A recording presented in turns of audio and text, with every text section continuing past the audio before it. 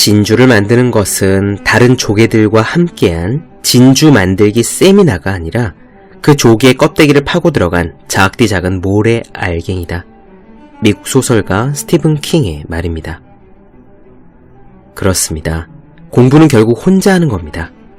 공부를 하는 것도 혼자고 공부 방법을 터득하는 것도 혼자입니다.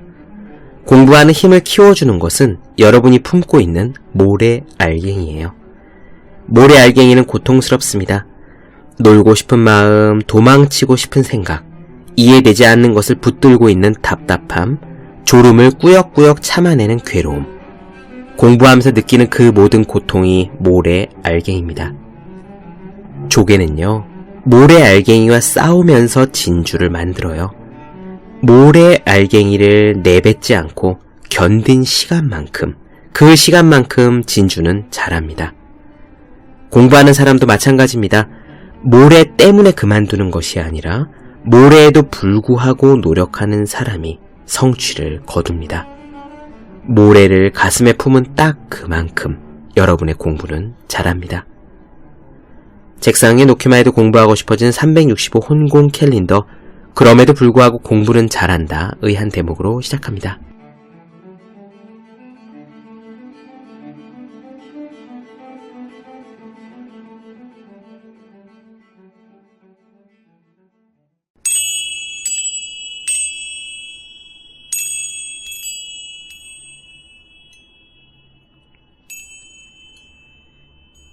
네, 안녕하세요. 본격 공부자극 팟캐스트 서울대는 어떻게 공부하는가 한지우입니다. 우리는 지금 빈센트 반 고흐 영혼의 편지를 살펴보고 있어요. 고흐는 이제 파리에 도착합니다. 예술의 도시 파리지요. 많은 희망을 품고 미술 학원에도 들어갑니다. 학원에 가서 아카데믹한 사조를 익혀야 중앙 무대에 설 수 있겠다는 생각에서였어요. 그러나 고흐의 특별한 성격은 미술 학원에서조차 단 2달을 견디지 못하게 만듭니다. 어쨌든 그래도 예술의 중심 파리에서 고흐는 많은 새로운 것들을 접해요. 점을 찍어 그림을 그리는 점묘법을 비롯해서 인상파 화가들을 만나고요. 또 중요한 것이 일본 그림을 만납니다. 여기서 말하는 일본 그림이란 정확하게 표현하자면 일본 판화, 우키요에를 말해요. 여러분들께서도 일본 라멘집이나 사케집 이런 데 가면은 벽에 걸려있는 일본 그림들, 파도 그림이라든지 일본 전통 옷을 입고 있는 남자, 여자 그림이라든지 혹은 후지산 그림을 보신 적 있으실 겁니다. 좀 딱딱한 선으로 이어있는 그림이죠. 그것이 일본의 소박한 판화, 우키요에입니다. 그런데요, 여러 번 찍어낼 수 있는 판화니까 서민들의 그림이었던 이 우키요에를 예술의 경지로 끌어올린 사람이 호쿠사이라는 일본 작가가 있어요. 이 그림들이 유럽으로 들어왔던 겁니다. 고흐도 여기서 일본 그림을 접하고요. 밝은 색채를 만나게 돼요. 이전까지는 감자 먹는 사람들에서 보듯이 어두운 그림이었죠. 일본 그림을 만난 다음에 밝은 그림으로 조금씩 변해갑니다. 오늘 나누어드릴 이야기 중에서 포인트는 고흐가 얼마나 열정적으로 그림에 매달렸느냐 하는 거예요. 고흐는 태우에게 말하길 자기는 돈에 쪼들리지만 돈이 생기면 먹을 것을 구하는 것보다 먼저 모델을 구하고 물감을 사고 싶다고 말합니다. 사람이 가진 욕구 중에서 가장 강한 것이 식욕, 색욕, 수면욕이라고들 하지요. 따라서 만약 우리가 어떤 분야에서 성공을 하고 싶다고 할 때요, 우리가 노력하고 싶은 욕구가, 공부하고 일하고 싶은 욕구가 저 식욕, 색욕, 수면욕보다 강하다면 우리는 거의 반드시 성공할 수 있을 겁니다. 역시 공자도 논어에서 자신을 그렇게 소개한 적이 있잖아요. 공부하는 것이 좋아서 먹는 것도 잊어버리고 나이 드는 것도 잊어버린 사람이 있는데 그게 바로 자신이다 라고요. 성적이 왜 안 오를까? 왜 내 사업이 크지 않을까 한탄하는 대신에 고흐가 말한 이 간단한 잣대를 스스로에게 대보면 어떨까 싶습니다. 나는 먹고 자는 것보다 공부를, 일을, 노력을 성공을 사랑하고 있을까? 라고 스스로에게 물어보는 거예요. 이렇게 고우가 태우에게 쓴 짧은 편지를 나누어 드린 다음에요. 고우가 또 다른 동생인 윌에게 쓴 편지도 읽어드리겠습니다. 이 다른 동생 윌은 글을 쓰고 싶어하는 작가 지망생이었대요. 이 사람이 고우에게 자신이 쓴 글을 보냈나 봅니다. 그런 작가 지망생 동생에게 고우가 어떻게 연습해야 좋은 글을 쓸 수 있다고 조언하는지 흥미롭지 않나요? 함께 들어보시죠. 천하의 고우가 도대체 뭐라고 했을까? 학원에 다니라고 했을까요? 아니면 대가의 글을 따라서 필사하라고 했을까요? 직접 들어보시기 바랍니다. 그럼 오늘 이야기 시작하겠습니다.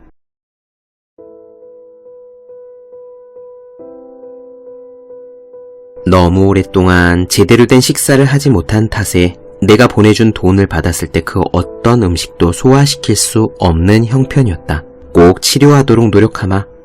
사실 그림을 그리고 있을 때면 에너지가 넘치고 정신이 명료한데 집 밖으로 나가기만 하면 야외에서 작업하는 게 너무 힘든지 순식간에 허약해진다. 그림이 사람을 아주 지치게 하나 보다. 이곳으로 오기 얼마 전 의사 선생에게 내 건강에 대해 상담한 적이 있는데 그는 내가 비교적 건강한 편이라면서 완벽한 작품을 그릴 수 있을 만한 나이까지 살 테니 걱정하지 말라고 안심시켰다. 우리가 삶에 대한 열정을 간직하면서도 평온함을 유지한다면 살아가는 데 많은 도움이 될 것이다. 그런 점에서 이곳에 온 것은 다행이다. 원하던 것을 표현할 새로운 아이디어와 새로운 수단을 찾았기 때문이다. 더 질 좋은 붓을 쓰게 된 것도 큰 도움이 된다. 상상하기 어려울지 모르지만 내가 돈을 받을 때 간절하게 바라는 것은 무엇을 먹는 것이 아니라 그림을 그리는 거다. 비록 그동안 밥을 못 먹고 있었지만, 아니, 어쩌면 그렇기 때문에 더욱더 그림을 원하는 것이다. 그래서 나한테 돈이 들어오는 즉시 모델을 구하러 나가서는 돈이 떨어질 때까지 계속 작업을 한다. 계속 그림을 그리려면 이곳 사람들과 함께하는 아침 식사와 저녁에 찻집에서 약간의 빵과 함께 마시는 커피 한 잔이 꼭 필요하다. 형편이 허락한다면 야식으로 찻집에서 2잔째 커피를 마시고 약간의 빵을 먹거나 가방에 넣어둔 흑빵을 먹어도 좋겠지.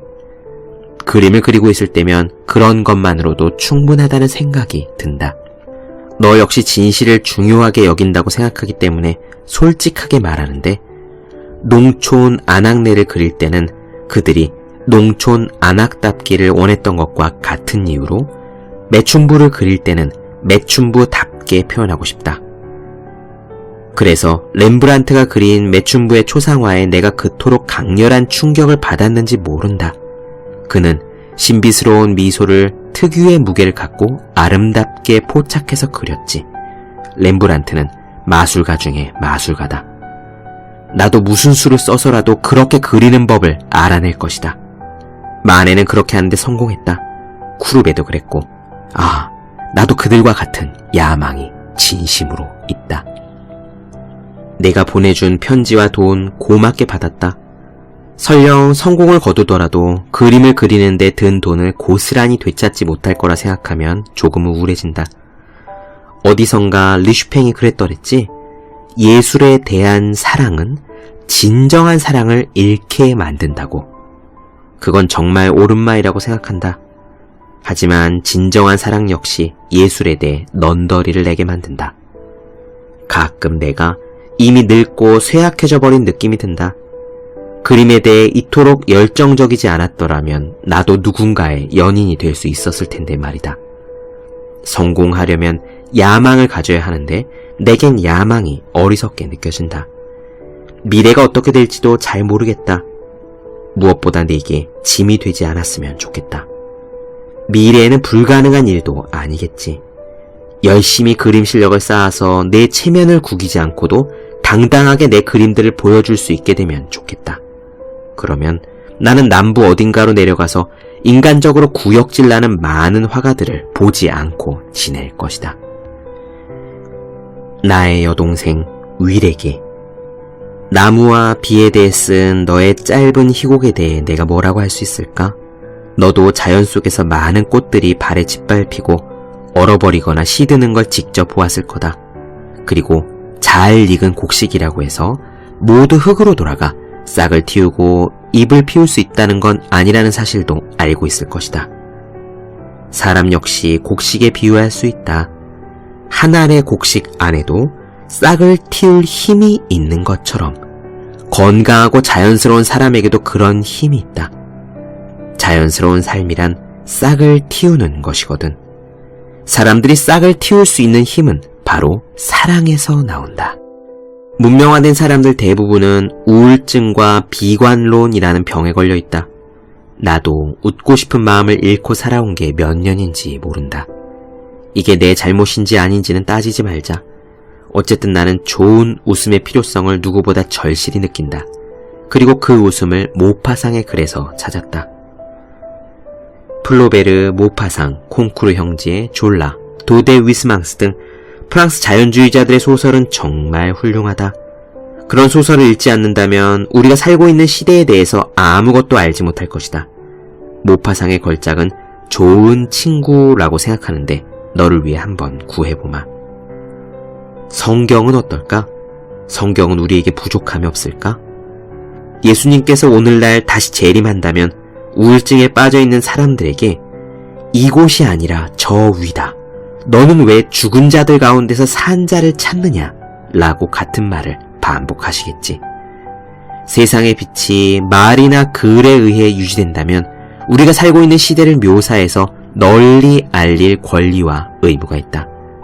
그런 글이 전 사회를 변화시킬 만큼 위대하고 훌륭하고 창의적이고 설득력이 있다면 그 가치는 옛 기독교인들에 의해 기록된 혁명에 비견할 만하다. 나는 성경을 요즘 사람들보다 더 세심하게 읽었다는 것을 다행으로 생각한다. 그토록 고상한 이상이 늘 존재했다는 걸 생각하면 마음의 평화를 얻을 수 있다. 내가 가장 불안하게 생각하는 점은 글을 잘 쓰려면 공부를 더 해야 한다는 내 생각이다. 제발 그러지 말아라, 나의 소중한 동생아. 차라리 춤을 배우든지 누구든 내 가까이 있는 사람과 사랑을 해라. 한 번도 좋고 여러 번도 좋다. 네덜란드까지 가서 공부를 하느니 차라리 바보짓을 몇 번이든 하기 바란다. 공부는 사람을 둔하게 만든다. 공부하겠다는 말은 듣고 싶지도 않다. 나는 아직도 말도 안 되는 연애 사건을 일으키곤 한다. 대개는 그런 사건으로 망신과 창피만 당할 뿐이지만 그래도 그렇게 한 것이 전적으로 옳았다고 생각한다. 과거 나는 종교나 사회주의에 심취한 적이 있는데 그때 사실은 사랑에 빠졌어야 했다는 생각이 들곤 한다. 사랑에 빠지지 못해서 종교나 이념에 깊이 몰두하게 된 것이지. 종교나 정이나 예술이 그렇게 신성할까? 자신의 사랑과 감정을 어떤 이념을 위해 희생시키는 사람보다 사랑에 빠지는 사람이 더 거룩하다. 그건 그렇다 치고 글을 쓰고 싶다면 행동을 해라. 우리는 우리 자신으로 살아있어야 한다. 많이 즐기고 많은 재미를 느껴라.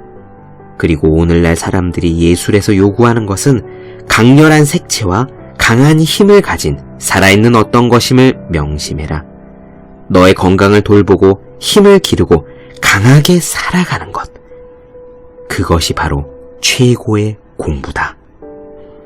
너무 기를 쓰고 공부에만 매달리지 말아라. 공부는 독창성을 죽인다. 너 자신을 즐겨라. 부족하게 즐기는 것보다는 지나치게 즐기는 쪽이 낫다. 그리고 예술이나 사랑 모두 너무 심각하게 생각하진 말아라. 예술가가 되겠다는 내 생각은 나쁘지 않다. 마음속에 타오르는 불과 영혼을 가지고 있다면 그걸 억누를 수는 없겠지. 소망하는 것을 터뜨리기보다는 태워버리는 게 낫지 않겠느냐. 그림을 그리는 일은 내게 구원과 같다. 내가 그림을 그리지 않았더라면 지금보다 더 불행했을 것이다.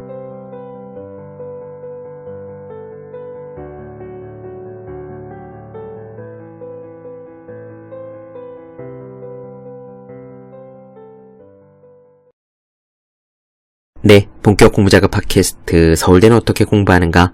빈센트 반 고흐의 영혼의 편지 나눠드렸습니다.